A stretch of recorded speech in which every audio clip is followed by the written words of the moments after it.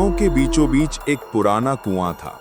लोग कहते थे कि ये कुआं शापित है। सालों पहले इसमें एक औरत की हत्या हुई थी और उसकी आत्मा कभी शांत नहीं हुई। गांव वाले दिन में भी उस कुएं के पास नहीं जाते थे, लेकिन हमेशा की तरह कुछ लोग इसे अंधविश्वास मानकर गलती कर बैठते। ये सोचते कि शायद ये सब मनगढ़ंत बातें हैं। कहानी शुरू होती है अमर, रवि और दीपक से।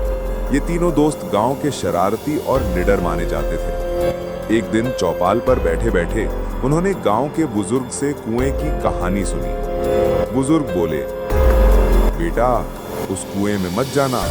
आधी रात को वहां औरत रोती है। जो उसकी आवाज सुने और जवाब दे वो कभी वापस नहीं आता।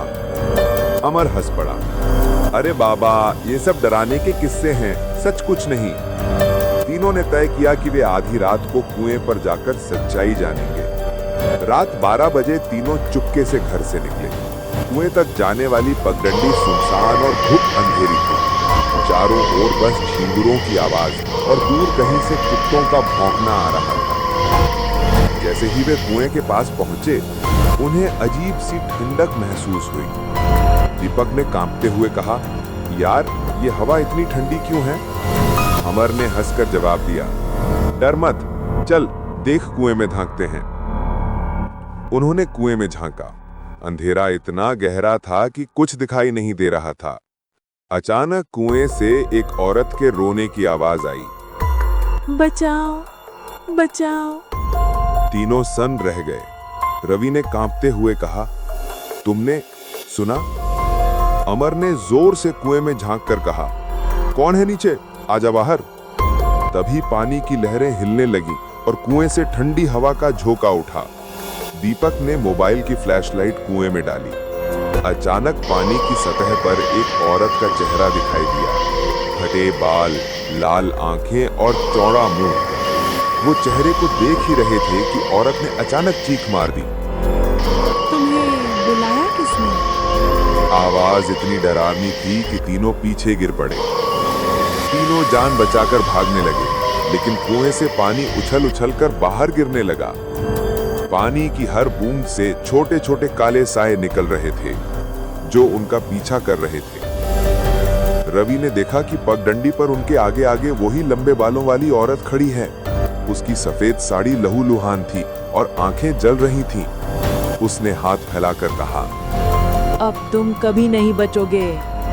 अमर ने गुस्से में चिल्लाया, हम किसी से नहीं डरते।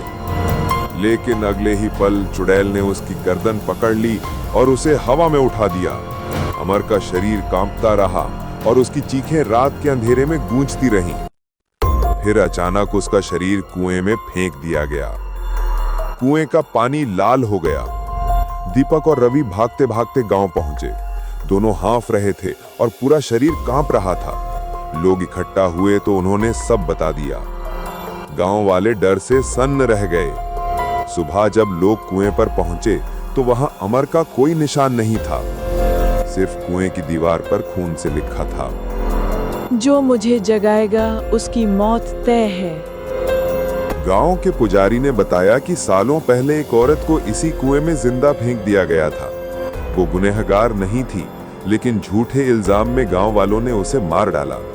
मरते वक्त उसने शाप दिया, मैं हर उस इंसान को निगल लूंगी जो आधी रात को मेरे कुएं को छेड़ेगा।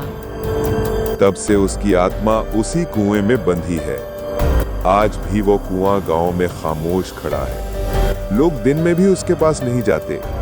कई बार रात को राहगीरों ने औरत की चीखें सुनी है। कहते हैं, अगर आधी रात को उस कुएं के पास से कोई गुजरे और बचाओ की आवाज सुने तो चाहे कुछ भी हो, जवाब मत देना, क्योंकि एक बार जवाब दिया तो चुड़ैल तुम्हें अपने साथ खींच लेगी। कभी कभी कुछ जगहें केवल डरावनी नहीं होती, बल्कि शापित होती हैं। जिज्ञासा या बहादुरी दिखाने के लिए अगर इंसान वहां गया तो उसकी जिंदगी का अंत निश्चित है।